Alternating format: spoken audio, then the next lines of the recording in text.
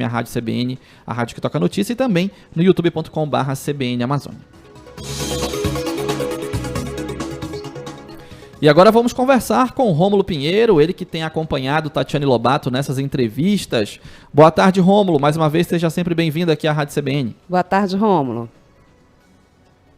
Muito boa tarde, Daniele Gomes e meu caro amigo Israel Antônio Pegado, aqui pronto para mais uma rodada de análise das entrevistas dos candidatos ao Senado, meus amigos. Rômulo, o que a gente pode falar a respeito aí do candidato João Santiago, que mencionou a falta de tempo, né, de visibilidade para apresentar as suas propostas? Foi um candidato que soube aproveitar esse tempo aqui na CBN, Rômulo?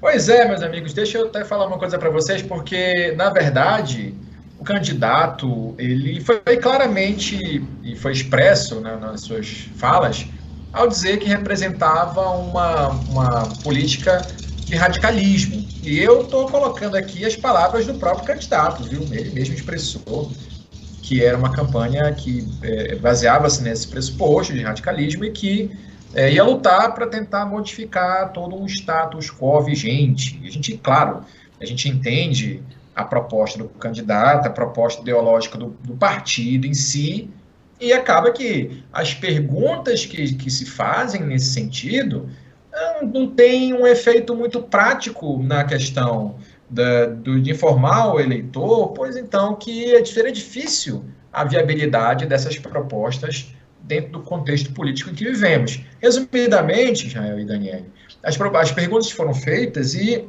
o candidato se expressou muito bem, demonstrou ser bem articulado, até porque tem uma formação universitária, então a gente percebeu ali uma boa articulação na conversa, só que as ideias práticas ainda são muito distantes de aplicação no ordenamento jurídico. É que a gente já comentou umas vezes aqui.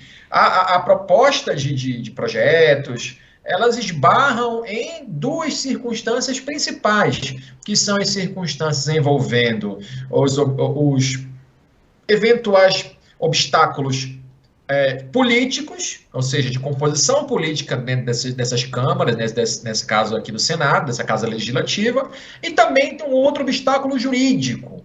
Então você percebe que esses dois obstáculos, eles inviabilizam qualquer tipo de proposta fora daquilo que é possível que esses candidatos façam. Então você pega o exemplo de mudanças estruturais no próprio Senado, mudanças da forma de arrecadação de tributos, que basicamente foi o que prometeu o candidato, criar tributos a partir de empresas de mineração. Você vê que isso, mesmo sendo possível, vai esbarrar num componente político muito grande, né? Num obstáculo político muito grande. E sem contar outras propostas que esbarram nesse componente jurídico.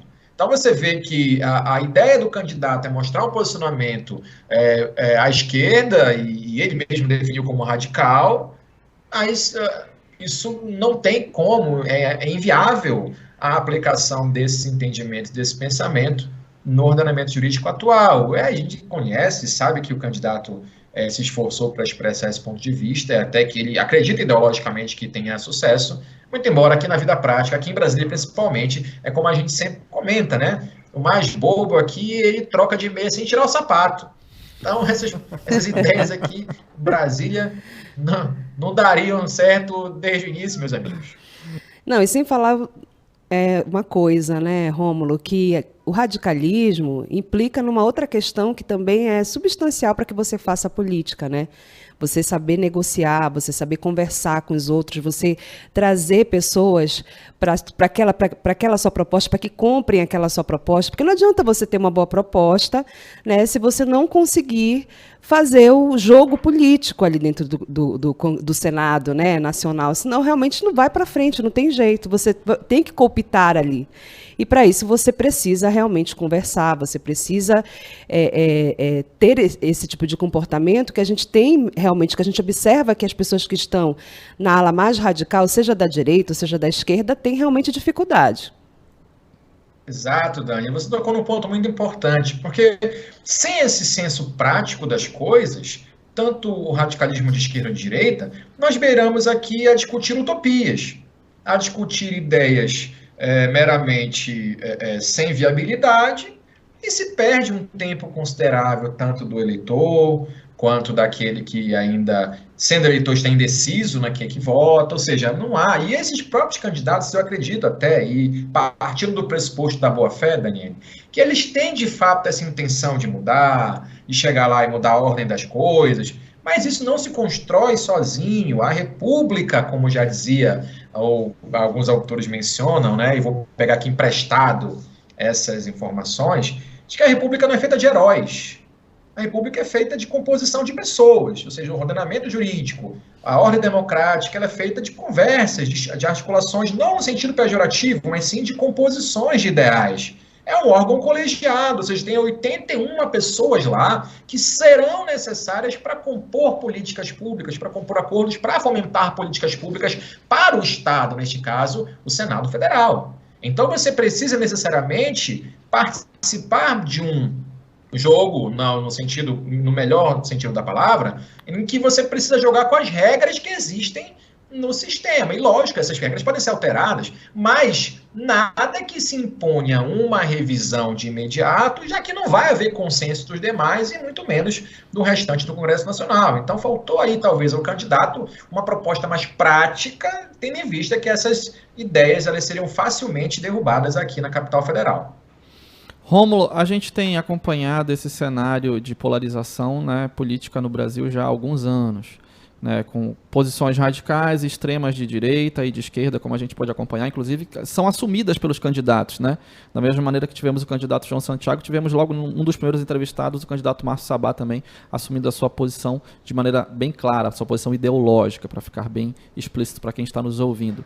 Faltam, então, poderíamos fazer numa análise geral dos candidatos, está faltando aquele candidato mediador? E aí eu vou me valer dos ensinamentos lá do budismo que dizem que o caminho do meio seria o melhor caminho. Ou seja, aquele candidato que pudesse não se afastar totalmente dos princípios ideológicos a que segue, mas que pudesse, com alguma viabilidade prática, pôr a seguir, pôr em diante os projetos que adequam o seu plano político.